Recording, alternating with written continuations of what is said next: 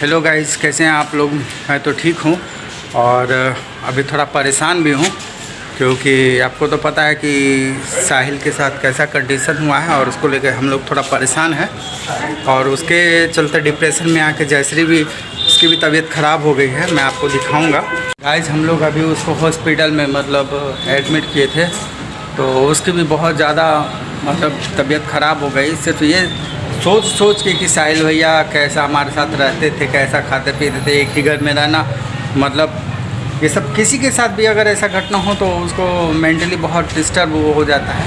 तो वो भी बेचारी परेशान हो गई है और ये सोच के अभी वो हॉस्पिटल में 6 दिन से नहीं खाई है। वो समझ लीजिए आप। जब से पता था कि साहिल भैया को ऐसा हुआ, वो घर आ रहे हैं और डॉक्टर ने उन्हें 15 दिन का टाइम दिया है, ये सुन के ही वो खाना पीना अपना बंद कर दी थी। अभी बहुत ज़्यादा उसकी तबीयत ख़राब हो गई है।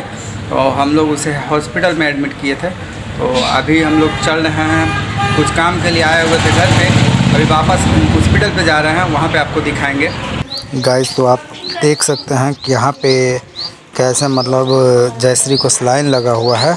ये रही उसकी मम्मी जो कि उसके लिए यहाँ पे बैठी हुई है, सलाइन चढ़ रहा है। तो इसकी भी तबीयत बहुत ज़्यादा ख़राब हो चुका है। बस बार बार साहिल का नाम लेते रहती है ये।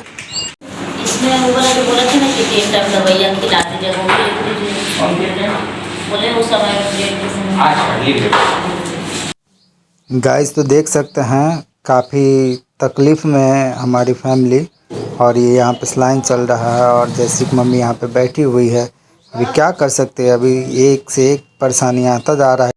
आज तो हमारे परिवार पे अभी दुख एक जा नहीं रहा है, दूसरा आ रहा है। ऐसा हालात हो चुका है कि क्या बताएं। साहिल से अभी उभरे नहीं हैं और ये फिर जयश्री का तबीयत इतना ज़्यादा ख़राब, इसे हॉस्पिटल में एडमिट करना पड़ रहा है।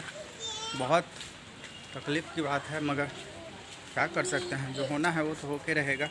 तो गाइस, जैसा कि मैंने आपको दिखाया कि जयश्री हॉस्पिटल में थी, तो अभी पहले के अपेक्षा उसकी तबीयत में कुछ सुधार तो है, लेकिन अभी क्या कह सकते हैं। आप लोग से बस इतना ही कहना कि हमारे परिवार के लिए आप लोग दुआ कीजिए। आपके दुआ में ही वो असर होगा जो कि हमारे परिवार को इस मुसीबत से उबार सकता है, क्योंकि एक टेंशन जाता नहीं है, दूसरा टेंशन लगा हुआ रहता है। तो हमारा स्थिति अभी परिवार का थोड़ा सा दयनीय हो चुका है। तो अभी ज़्यादा तो आप लोग से कुछ बोल नहीं सकते, बस इतना ही कह सकते हैं।